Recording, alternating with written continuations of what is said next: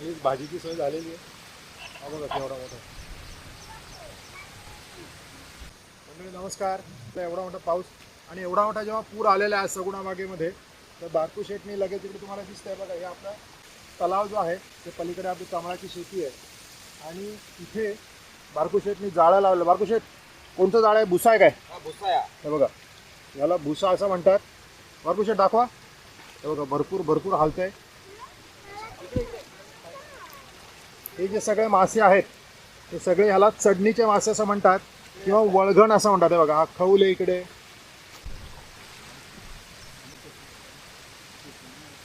आणि भाजीची सोय झालेली आहे.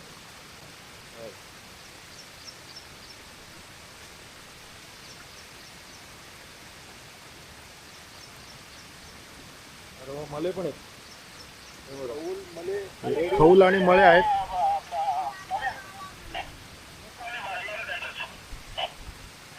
हा बघा केवढा मोठा.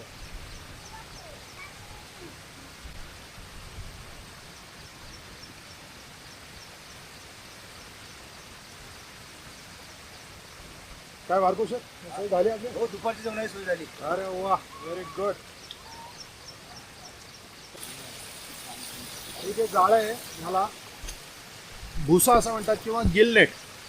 हे गिलनेट आहे, ह्याला एकदा मासा अडकला की तो तिथे जे कल्ले आहेत ते कल्ल्यांनी तो पकडला जातो आणि त्याच्यानंतर परत तो आपण जरी सोडला परत तरी सुद्धा तो राहू शकत नाही. इथे आपला ॲक्च्युली खरं धबधबा आहे. ते पाणी इकडे जवळजवळ 15-20 फूट वाढलं आहे. बरोबर बरोबर. 20 फुटांनी पाणी वाढलेलं आहे. सगळं एक लेवल होऊन गेले. इथे तसं बघायला गेलं तर इथे समोर साधारणपणे 20 फुटाचा खड्डा आहे. 20-25 फुटाचा खड्डा आहे.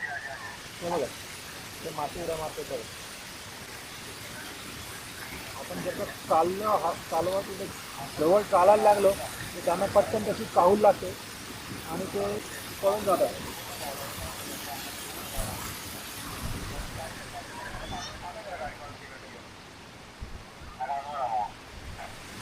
तर इथे खालती आपण आता जिथे उभे आहोत इथे हजारोच्या संख्येने मासे असतील. बरोबर बारकू? बरोबर बरोबर.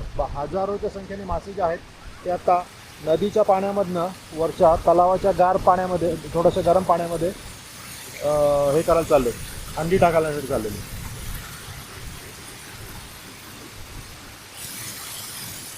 धन्यवाद बारकू शेट.